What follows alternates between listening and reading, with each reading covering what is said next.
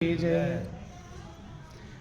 प्रभु की बहुत बड़ी दया से, बहुत बड़ी कृपा से हम सभी लोगों को ये सत्संग का परम पावन अवसर मिला है। ये परमात्मा की बहुत बड़ी कृपा है और बहुत बड़ी दया है। इसके समान दया दुनिया में दूसरा कोई मौजूद नहीं। सत्संग की महिमा गाते गाते वेद पुराण थक गए, लेकिन गा पाए नहीं। आप लोग रामायण इत्यादि पढ़ते रहते हैं।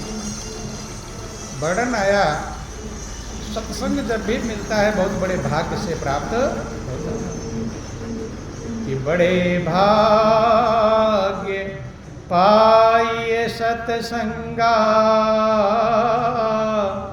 बिनहि प्रयास होहि भवभंगा।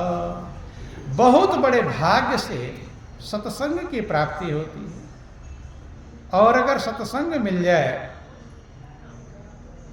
तो फिर प्रयास की जरूरत नहीं। प्रयास खत्म हो जाता है।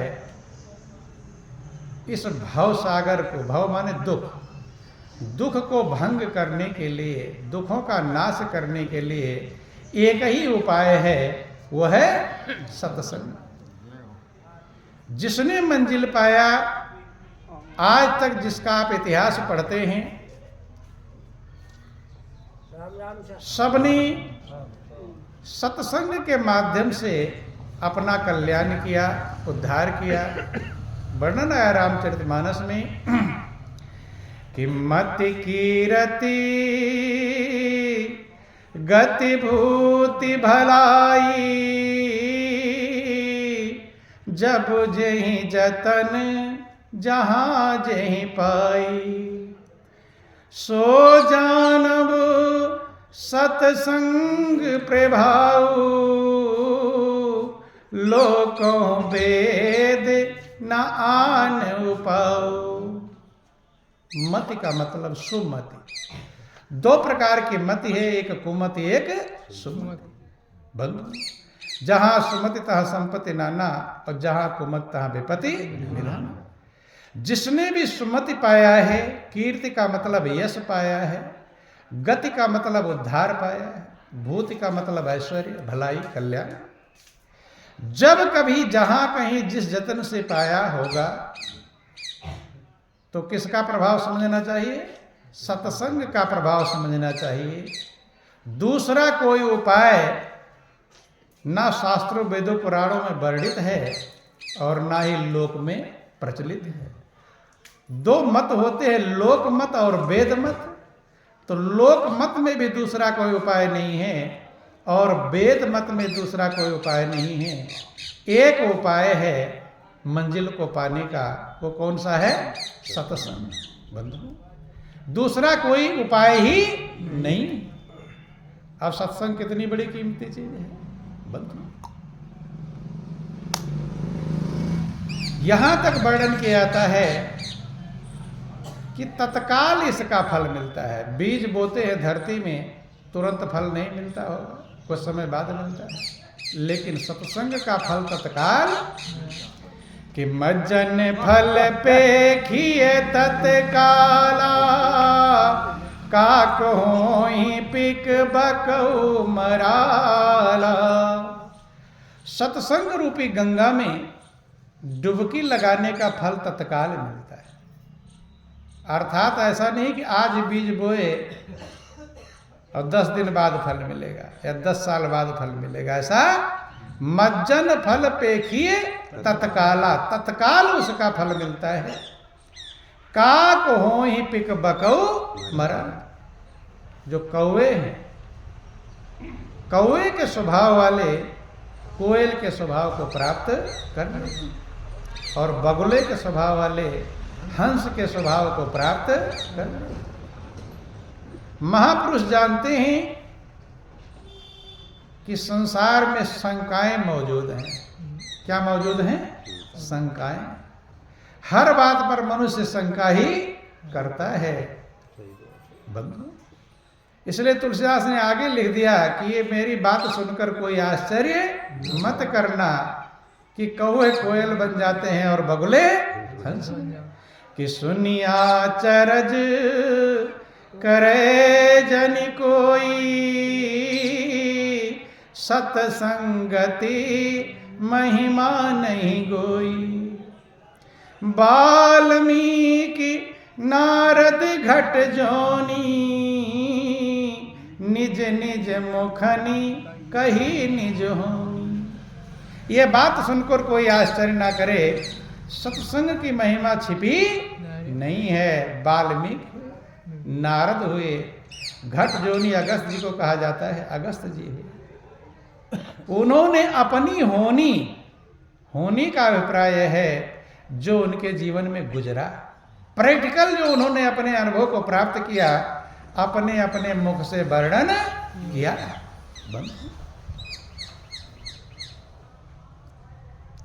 सठ सुधर ही सतसंगति पाई, पारस परस कुधातु सुहाई। पारस के स्पर्श से लोहा जो कम मूल्य का है बहुमूल्य बन जाता है, सोना बन जाता है। ऐसे 60 से 60 भी सुधर जाते हैं। बंधु, आप लोग यहाँ तक सुनते हैं कि एक घड़ी आधी घड़ी आधिव में पुण्यादि, तुलसी संगति साधु की कटे कोटि अपराध। एक घड़ी ना हो तो आधी घड़ी, और आधी घड़ी ना मिले तो आधी में भी आधी घड़ी।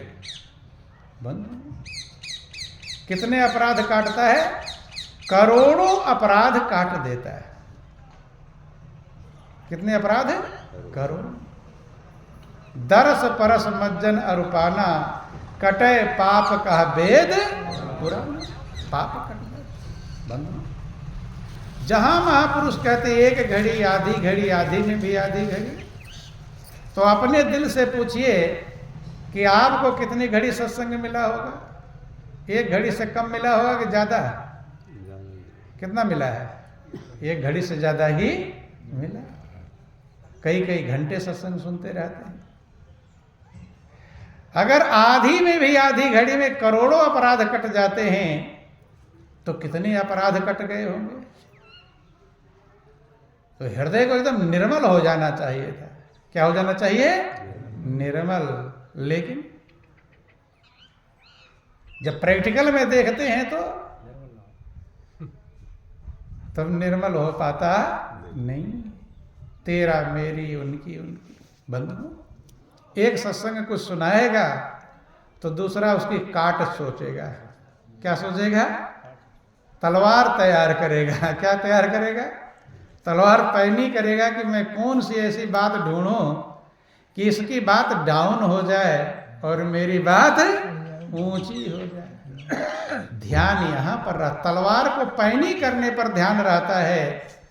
चूंकि ध्यान देना बंधुओं, जहां आपका ध्यान है वहीं आप हैं। जहां आपका मन है वहीं आप मौजूद हैं। जैसे आप यहां पर आए हैं, लेकिन आपका मन घर की कोई बात सोच रहा हो तो यहां का लाभ ले पाएंगे हैं? और कभी कभी होता है ऐसा प्रैक्टिकल में कि आप किसी से कुछ बातचीत कर रहे हैं और आपका ध्यान कहीं और चला गया, तो वो क्या बोला आप सुन पाते? आप कहते फिर से बताना भी क्या कहे थे मुझे, मेरा ध्यान कहीं और चला गया था। अर्थात जहां आपका ध्यान चला गया था वहीं आप चले गए थे। आप यहां मौजूद। या कभी कोई बैठे, सामने से कोई गुजरा, कुछ और सोच रहे हैं आप, दिमाग में आंख तो खुली हुई है, सामने से कोई गया, लगा कि छाया सा कोई गया है, आप पूछते अभी कौन गया? जब आपकी आंख खुली हुई है, देख भी रहे हैं, लेकिन बुद्धि अगर ध्यान वहां रहेगा तब वो एडाप्ट कर पाएगी। अगर ध्यान जहां रहेगा वहीं का आप ग्रहण कर पाएंगे। बंधु, जब कहा गया एक घड़ी आधी में पुण्याधि, कितने समय सत्संग करते करते बीत जाता है, लेकिन मनुष्य के मन का सुधार होता नहीं। संतों ने समझाया कि साखी शब्द बहुत सुना, मिटा न मन का दाग, संगत से सुधरा नहीं, ताको बड़ो अभाव। साखी, सवैया, सोरठा, छंद तमाम सारे सुन भी लिया, याद भी कर लिया, तमाम फैसला भी कर दिया, लोगों का जजमेंट भी कर देते हैं। और ध्यान देना, कोर्ट कचहरी में जज होते होंगे तो वेतन पाते हैं तब जज बनते हैं, और दुनिया में बिना वेतन के जज बन जाते हैं, वकील बन जाते हैं। कैसे बन जाते हैं? जैसे दो व्यक्ति कोई बात कर रहे हैं तो तीसरा वहां बैठकर सुनता, देखेगा इधर और कान रहेगा उधर, सुनता रहेगा सुनता रहेगा। और जब वो दोनों चले जाएंगे तब क्या बोलेगा? तब उनकी बुराई चालू। अर्थात वो तो वकील थे, बहस करके चले गए, अब ये जज बैठकर फैसला दे रहा है कि वो वैसा था तो वो वैसा। ना जाने कितनों के जज आप बन गए होंगे, बने होंगे कि नहीं? ध्यान देना, विचार करना। बोलिए प्रेम से गुरुदेव महाराज की। जज बने हैं कि नहीं बने हैं? जिसका जिसका आप कहते हो कि वो वैसा है, वो वैसा है, वो वैसा है, वो वैसा है, उसके जज ही तो आप हैं, जज ही तो फैसला कर रहा है। महापुरुष कहते हैं ना जाने कितनों के मुकदमे फैसले कर दिए होंगे कि मुकदमे गैर लोगों के, मुकदमे गैर लोगों के हजारों कर दिए फैसल, न देखी मिसाल अपनी को अजायब या वकालत है। बहुतेरों के मुकदमे फैसले कर दिए। हमारी बात समझ में आ गई? मुकदमे फैसले करने का मतलब है ये ऐसा, वो पूछता नहीं। यहाँ तो कोर्ट कचहरी में अपना मुकदमा ले जाता है कि मेरा ये झंझट, मेरा तब फैसला कर, फैसला करवाता है। लेकिन आप जिसका जजमेंट करते हैं वो लाता है कोई फाइल वाइल, वो कुछ पूछता नहीं, मेरा फैसला करो। लेकिन आप फ्री के जज हैं, जज मानते कि नहीं? वो ऐसा, वो ऐसा, वो ऐसा, वो ऐसा। अर्थात दूसरे का फैसला करने में हमारी बुद्धि लगी रहती है। संत महापुरुष कहते अपनी फाइल भी कभी खोलकर देख। बंद मुकदमे गैर लोगों के हजारों कर दिए फैसल, न देखी मिसल अपनी को। मिसल माने फाइल, अपनी फाइल नहीं देखा कि मेरी फाइल में क्या लिखा जा रहा है। बंधु, ये अजीबो गरीब वकालत है। बंधु, जो अपनी फाइल का वकील बन गया वो महान बन गए। क्या बन गए? महान। और जो दूसरे का फ्री में जज बनता रहा वो नीचे की तरफ चला गया। बिना फीस के जज बन जाते हैं, बिना वो लाता भी नहीं मुकदमा, आप जाते हैं फैसला पता कर करके फैसला करते हैं। ध्यान देना। अर्थात जो ये सत्संग होता है ये आत्म सुधार के लिए होता है। किसके सुधार के लिए? अपने सुधार के लिए। लेकिन मनुष्य अपने सुधार पर ध्यान नहीं देता है। किसके सुधार पर? दूसरे के सुधार पर। इसने ऐसा किया, उसने वैसा। अरे हम क्या ऐसा करते हैं? आप जब जाएंगे तो दूसरे की फाइल आपके लिए नहीं खुलेगी, आपका नंबर ही आपको मिलेगा। इसलिए महापुरुष जो समझाते हैं, ज्यादा मनुष्य दो प्रकार के लोग पाए जाते हैं, एक गुणग्राही, एक अवगुणग्राही। गुणग्राही और अवगुणग्राही। बंधु, अगर आप देखेंगे तो ज्यादा संख्या किसकी है? गुण ग्रहण करने वालों की है, अवगुण ग्रहण करने वालों की? कैसी है? देखो ये प्रैक्टिकल आपको समझा देते हैं। जैसे कहीं झगड़ा लड़ाई हो जाए तो लोग अपने काम छोड़कर दौड़ जाते हैं देखने के लिए। आवाज हल्ला मचने लगा, काम छोड़ देते हैं, काम छोड़कर चले गए देखने के लिए। और थोड़ा मान लो लेट पहुंचे, लड़ाई झगड़ा हो गया, सर फूट गया, चले गए वहां से, तो क्या पूरी खबर लिए बिना वहां से लौटेंगे आप? किसने मारा, किसकी लड़ाई हुई, किसका सर फूटा, पूरा डिटेल में जब तक व्याख्या सहित जानकारी नहीं ले लेंगे तब तक वहां से लौटने वाले नहीं। और एक से अगर पूछते हैं, वो कहा भाई अभी मैं भी आया हूं, मुझे भी पूरी जानकारी, दूसरे से पूछेंगे, तीसरे से पूछेंगे, पूरा खबर लेकर के तब लौटेंगे। लेकिन कभी आप सत्संग में आते हैं, लेट में आए, थोड़ा सत्संग चल चुका है पहले, क्या कोई फिर पूछता है कि भाई मैं थोड़ा लेट हो गया था तो इसके पहले क्या सत्संग सुनाएगा, थोड़ा मुझे बताना? पूछता है कोई? हमें तो लगता है कोई हो सकता सौभाग्यशाली कोई पूछ लेता हो, शायद लोग पूछते नहीं। बल्कि तो जहां अवगुण वाली बातें हैं वहां पूछ पूछ कर ग्रहण करते हैं, जहां गुण वाली बातें हैं वहां लोग पूछते नहीं। यही कारण से सुधार होता नहीं।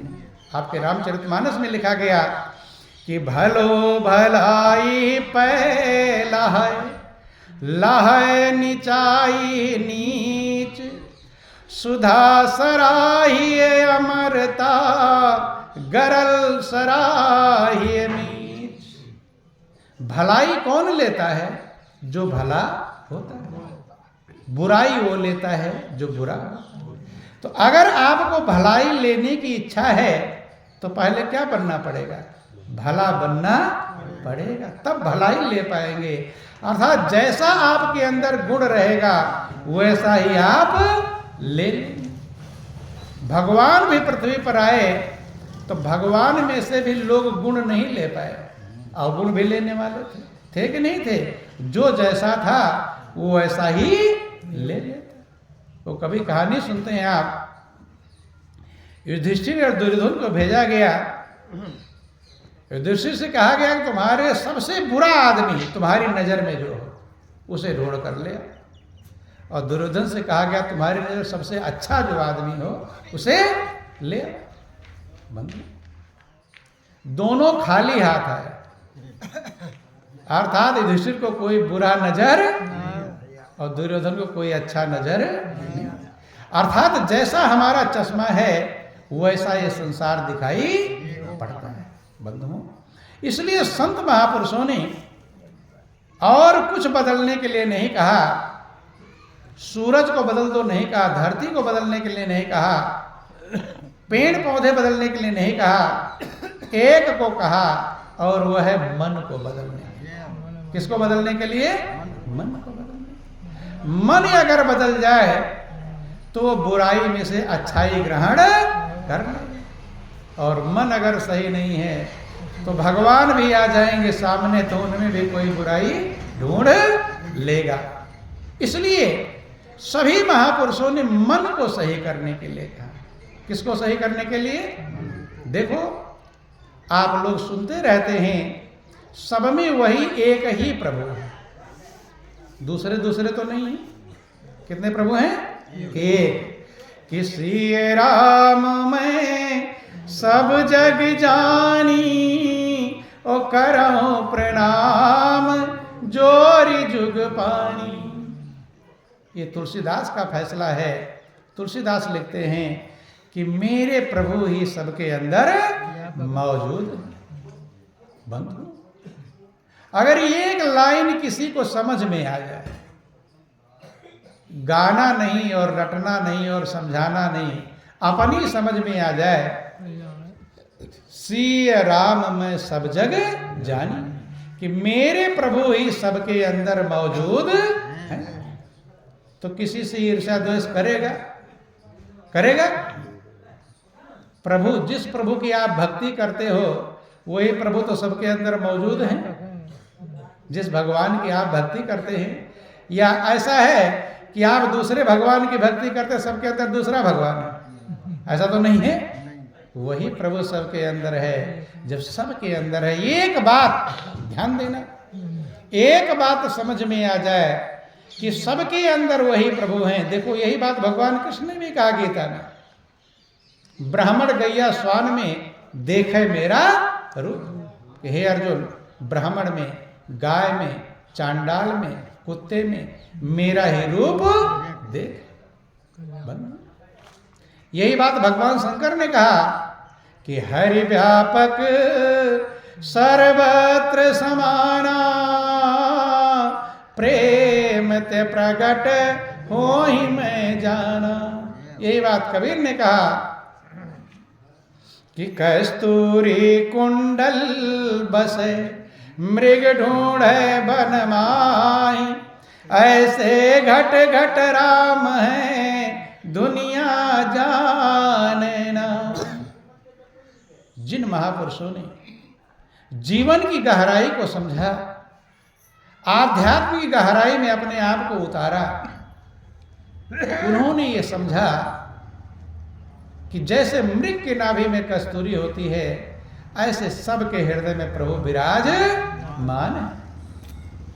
रामायण भी यही कहता, सबके हृदय में प्रभु हैं कि व्यापक एक ब्रह्म अविनाशी, सतचेतन घन आनंद राशि। अस प्रभु हृदय अछत अभिकारी, सकल जीव जगदीन दुखारी। एक प्रभु है जो सब में व्यापक हैं। व्यापक है तो आपके हृदय में भी मौजूद है, अर्थात सबके हृदय में एक ही प्रभु, चाहे किसी जाति का हो, किसी संप्रदाय का हो, किसी देश का हो, कहीं का भी हो, मनुष्य हो, पशु हो, पक्षी हो, कीड़ा मकोड़ी, भेड़ बकरी, सबके अंदर एक ही परमात्मा मौजूद है।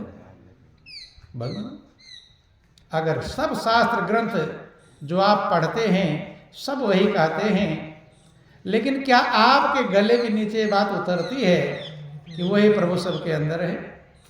ये गले के नीचे उतरना आसान काम नहीं। गा लेना, पढ़ लेना अलग बात है, और समझ लेना अलग बात है। ये समझने के लिए सबके अंदर एक ही प्रभु हैं। जिन लोगों ने ये बात कही है उसी गहराई में जब उतरे हैं तब उन्होंने कहा। ये सुनकर पढ़कर नहीं कहा। कैसे कहा? उसका अनुभव करके कहा है। अनुभव से ही अनुभव पकड़ में आता है, और बिना अनुभव के अनुभव पकड़ में आने वाला। जैसे आप सब लोग बैठे हैं, चाय बनकर आ जाए,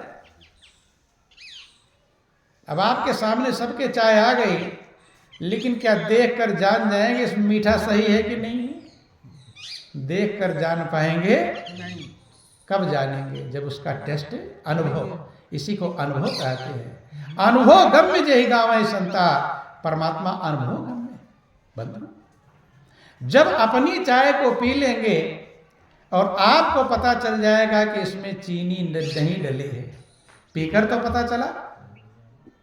जब आप अपनी चाय को जान जाएंगे मेरे चाय में चीनी नहीं है, तो सबकी चाय में आप जान जाएंगे सबके चाय में चीनी, क्योंकि एक ही भगोने में चाय बनी। आप कहते रुक रुक जाओ भाई मत पियो, रोकते हैं कि नहीं? रोक रहे हैं। इधर सबकी चाय का टेस्ट नहीं लिए। टेस्ट किसका लिए हैं? अपनी चाय का टेस्ट लिए, लेकिन स्वाद सबकी चाय का पता चल गया। पता चल गया कि नहीं? आप रोकते हैं, भाई रुक जाओ, चीनी नहीं है। बच्चों को डांटते हैं कि चीनी क्यों नहीं डाला, फिर से वापस ले जाओ और शक्कर डालकर लाओ। सबका टेस्ट किया नहीं, लेकिन अपने टेस्ट से सबका पता बंद। ऐसे जिन लोगों ने, जिन महापुरुषों ने अपने अंदर में उस प्रभु का अनुभव पाया, वो समझ लिए कि जो प्रभु मेरे अंदर है, जो स्वाद मेरे अंदर है, वही स्वाद सबके अंदर मौजूद है। सबके अंदर जा जाकर टेस्ट करने की जरूरत नहीं, अपने अंदर अनुभव करने की जरूरत है। अपने अंदर अनुभव कर लिया, फिर सबके अंदर पता चल गया कि वही प्रभु मौजूद।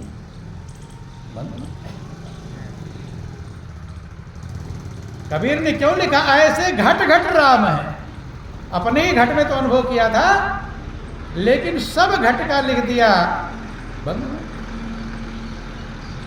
कि सब घट मेरो साया सोनी से जिन कोय, बलिहारी वा घट की जा घट पर घट हो।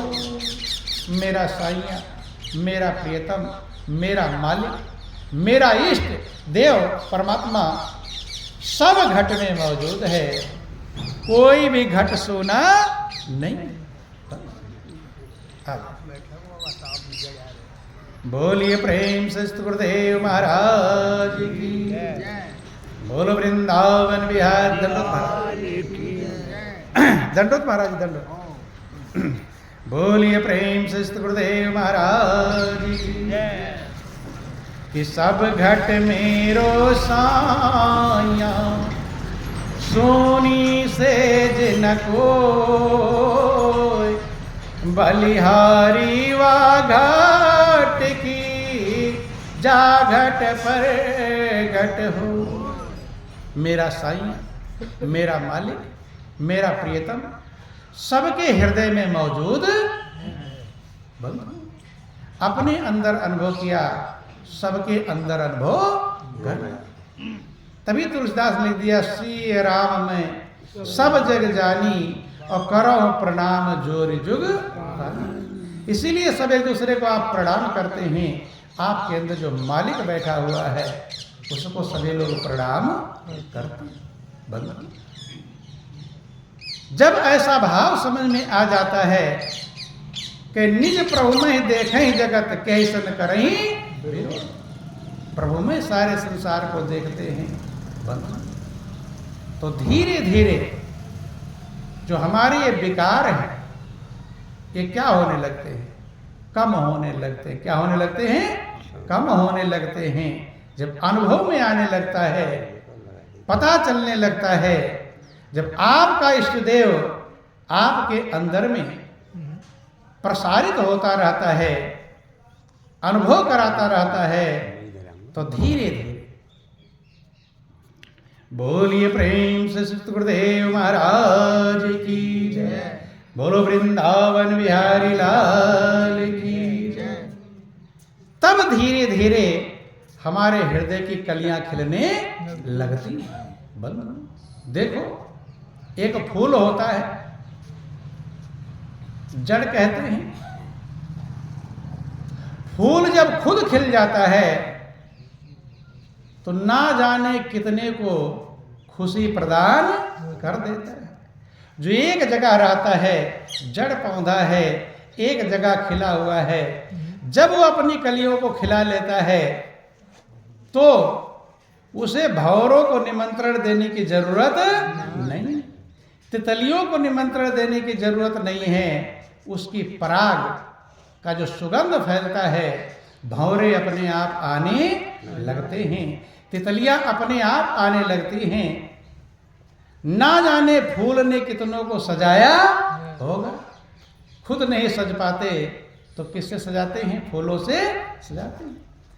वो फूल खुद खिल गया है, उसको आप जा रहे हैं, कहीं सुंदर फुलवारी हो, कहीं जाते हैं, सुंदर पार्क बना हुआ, तो वो फूल आपको बुला लेता है और बिठा लेता है। इधर बोल नहीं पाता, आवाज नहीं, बाड़ी नहीं उसके पास में है, लेकिन फिर भी उसको देखकर आप जाकर वहां फुलवारी में बैठ जाते हैं और खुश हो जाते हैं। क्या हो जाते हैं? खुश हो जाते हैं। एक जड़ फूल आपको खुश कर देता है, बुला भी लेता है। क्यों? वो खुद खिल गया है। तो हम सभी लोग तो बोलते हैं, देखते हैं, सुनते हैं, बुद्धि है, विवेक है, चालाकी है, होशियारी है, ना जाने कितने गुण हमारे अंदर फूल से ज्यादा गुण मौजूद है, अनगिनत गुण मौजूद है। बंधु, जब एक फूल ना जाने कितनों के दिल को खिला देता है, तो आपका दिल अगर खिल जाए तो ना जाने कितने लोगों का दिल आपके माध्यम से खिल जाएगा, आनंद मन हो जाएगा। बंधु, मीरा ने अपने दिल की कलियों को खिला लिया था। बंधु, जब मीरा का हृदय खिल गया परमात्मा के प्यार से, परमात्मा के प्रेम से, मीरा ने वर्णन किया कि सबके पिया परदेश बसत हैं, लिख लिख भेजे पाती, और मेरे पिया तो हृदय बसत हैं, ना कहूं आते ना जाते। बंधु, हमारा प्रियतम, हमारा मालिक हृदय में मौजूद है, मुझे कहीं आने जाने की जरूरत नहीं। यद्यपि मीरा को बहुत कठिनाइयों का सामना करना पड़ा। बंधु, सत्य के राह पर चलने के लिए बहुत सारी कठिनाइयों का सामना करना पड़ता है, लेकिन जब दिल सच्चा होता है, लगन सच्ची होती है, लक्ष्य सच्चा होता है, तब उन कठिनाइयों का पता चलता नहीं। बंधु, वो कठिनाइयां ज्यादा असर कर पाती क्यों? क्योंकि आपका लक्ष्य वहां मजबूत है, और कठिनाइयां उससे बहुत हल्की फुल्की है। क्या है? हल्की फुल्की कठिनाइयां हैं। मीरा के लिए आप कहानियां सुनते हैं कि जहर का प्याला पीना, सांप का पिटारा भेजा, कहानियां सुनते रहते हैं। लोगों ने न जाने क्या कहा कि लोग कहे मेरा भाई बावरी, और सास कहे कुल नासी रे, और कैसे होगा जीना मेरा, जग करता है नासी। लोग कहते मेरा पागल हो गई है, बावली हो गई है। सास कहती ये मेरे कुल खानदान का विनाश कर डालेगी। लेकिन मीरा ने अपने कुल खानदान का नाश किया या रोशन कर दिया? क्या कर दिया? रोशन कर दिया। और ऐसा रोशन किया कि मीरा के नाम पर राणा कुल खानदान का नाम भी प्रचलित हो। एक मीरा ने, जब कभी चर्चा आती होगी मीरा की, तब ये चर्चा आती है कि वो राजस्थान की थी। कहाँ की थी? एक एरिया में पैदा हुई थी, लेकिन पूरे राजस्थान का नाम आ जाता है। और विश्व में जब चर्चा होती होगी तब मीरा भारत की थी, पूरे भारत का नाम रोशन कर। कब? जब मीरा ने अपने हृदय की कलियों को खिला लिया। बंधु, आप लोग विवेकानंद का नाम सुनते हैं। विवेकानंद 39-40 साल में अपने शरीर को छोड़ गए। 39-40 साल बहुत कम उम्र की होती है। 39-40 साल वाले बहुत कम यहाँ पर बैठे होंगे, ज्यादा ही लोग हैं बंधु।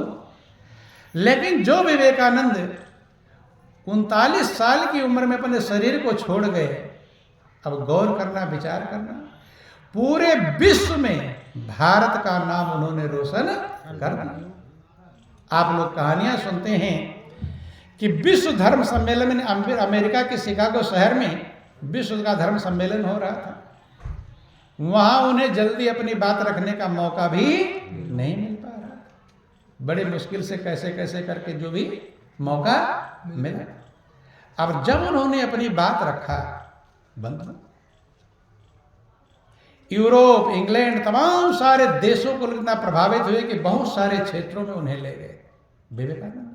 और सबसे पहला स्थान किसका आया? विवेकानंद। कि तू कहता है कागज लेखी, और मैं कहता हूं आंखों देखी, तेरा मेरा मनवा कैसे एक होई रे। मैं कहता हूं जागत रहियो, और तू जाता है सोई रे, तेरा मेरा मनवा कैसे एक होई। बंधु, विवेकानंद को वो अनुभव प्राप्त था जो पूरे विश्व के धर्म सम्मेलन में लोग आए हुए थे। जो अनुभव विवेकानंद का था वो किसी का अनुभव मौजूद नहीं। बंधु, वही कीमत सबको मिली हुई है, सबके पास वही मालिक है, वही क्षमता है। लेकिन अपनी क्षमता को कौन कहां प्रयोग कर रहा है ये उसके ऊपर निर्भर करता है। बंधु, कोई अपनी क्षमता को देखते होंगे, रास्ते के किनारे शराब पी के लोटा रहता है, थैला बैग कहीं पड़ा, जूते कहीं पड़ा होता है। ऐसा नहीं कि शराबी के अंदर क्षमता नहीं है, शराबी के अंदर भी क्षमता मौजूद है। वो हमको तो कभी कभी देखते हैं, विचार करते हैं कि शराबी के अंदर कुछ ज्यादा ही क्षमता मौजूद है। आपके पास पैसे नहीं रहेंगे तो चाय पीने के लिए परेशान होना पड़ेगा, लेकिन शराबी के पास पैसा ना रहे वो शराब का जुगाड़ कर ही, क्षमता है कि नहीं? प्रैक्टिकल आप लोग देखते होंगे, कहीं ना कहीं से वो सेटिंग कर ही, अकल है कि नहीं है? अकल भी है, बुद्धि भी है, लेकिन उसने अपनी अकल बुद्धि कहाँ लगा दिया? शराब। किसी ने जुए में लगा दिया, किसी ने ईर्षा द्वेष में लगा दिया, कोई रात दिन ईर्षा द्वेष की ही बातें सोचता रहता है। बुद्धि तो है लेकिन उसी में वो खर्च कर रहा है। बंधुओं, कोई बिरला होता है जिसकी ऊर्जा सही दिशा में ऊर्ध्वगामी होती है, जिसकी ऊर्जा सही दिशा की तरफ चलती है, और वही महान कहलाते हैं। क्या कहलाते हैं? महान। प्रभु ने हमारे ऊपर कितनी बड़ी कृपा किया है। जिस दिन जिसको भी एहसास हो जाता है, रोते रोते थक जाता है, लेकिन प्रभु की कृपा को संभाल नहीं पाता। बंधु, बोलिए प्रेम से गुरुदेव महाराज की। परमात्मा ने हम सभी को 84 लाख योनियों में से निकाला। बंधु, गौर करना, अभी हमको भेड़ बकरियां पशु पक्षी बनाए होते तो आज जो विचार कर रहे हैं, मनन कर रहे हैं, एक दूसरे से चर्चा कर रहे हैं, ये मौका मिलता नहीं।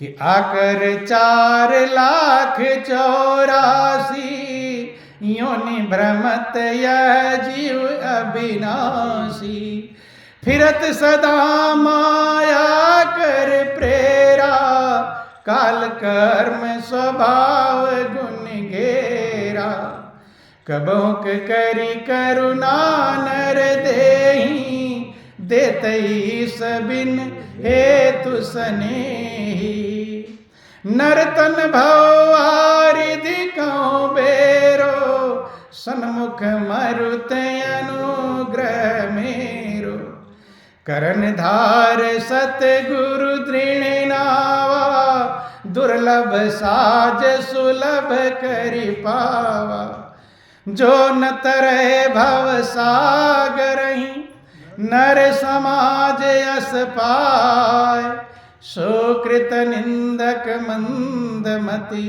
आत्माहन गति जा।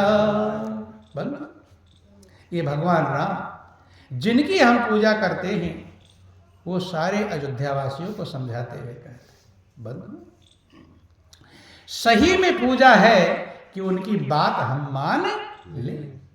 हाथ जोड़कर समझाते हैं। बंधु, कितनी गहराई की बातें होंगी।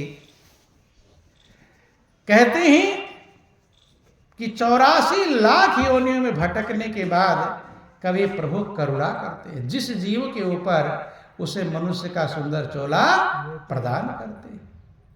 इस जीवन का लक्ष्य सिर्फ खाना पीना और सो जाना, कि यही तन खर फल विषय न भाई, स्वर्ग स्वल्प अंत दुखदाई। पानी देना थोड़ा। इस जीवन का लक्ष्य सिर्फ विषयों की पूर्ति करना नहीं।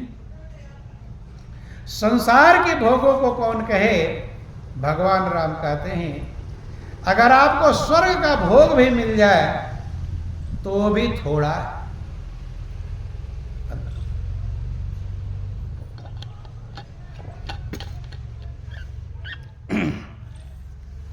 और वो भी अंत में दुखदाई है। क्या है? दुखदाई। यही तन कर फल विषय न भाई। स्वर्ग दुनिया के विषयों को कौन कहे? स्वर्ग के भोग भी अगर प्राप्त हो जाएंगे तो भी अंत में दुखदाई। कि ऐसा कोई संजोग नहीं जिसका हो कभी वियोग नहीं, ऐसा कोई सुख भोग नहीं जिसके पीछे दुख रोग नहीं, ऐसा कोई संजोग नहीं है जिसका वियोग ना, और ऐसा कोई सुख का सामान नहीं है जिसके पीछे दुख का सामान मौजूद ना हो। भगवान कहते यही तन कर फल विषय न भाई, स्वर्ग स्वल्प अंत दुखदाई, नर्तन पाय विषय मन देही, पलट सुधाते सठ विष लेही।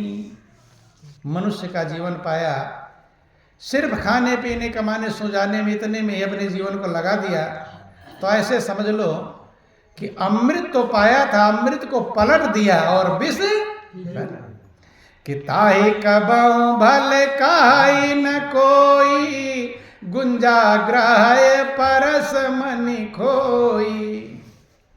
उसे कभी कोई समझदार कहेगा नहीं कि जो पारस पत्थर को फेंक करके और गुंजा इकट्ठा कर ले। गुंजा समझते हैं? गोमची, जो भी पहले सुनार के पास तौलने के लिए लाल लाल सा दाना, एक जगह काला बिंदु सा रत्ती, जो भी बातें हैं उसे गुंजा कहते, उसे गोमची भी कहते। तो वो गोमची ऐसी होती उसका दाल भी नहीं बनता, ना और किसी काम में आता, बंधु और चीजें दाल इत्यादि खाने में आ, लेकिन वो उस काम भी आता, मतलब बेकार चीज है। पारस पत्थर मिला था, पारस मणि मिला था, उसको छोड़ दिया और गुंजा ग्रहण कर लिया। अर्थात मनुष्य का जीवन है हृदय की कलियों को आनंद से भर देना, आनंद मग्न कर देना, बंधु शांति की तरफ ले जाना, जिससे आप शांति को प्राप्त कर सकें, जिससे आप संतुष्टि को प्राप्त कर सकें। इस जीवन में अगर ये सब नहीं मिला तो इससे अच्छा और दूसरा कोई जीवन नहीं। नर तन सम नहीं कौन्यु देही, और जीव चराचर जाचत जीव। मनुष्य के जीवन के समान दूसरा कोई जीवन नहीं। यही जीवन आनंद का भंडार है। आप सुख की राशि कहलाते हैं। ईश्वर अंश जीव अविनाशी, और चेतन अमल सहज सुख राशि।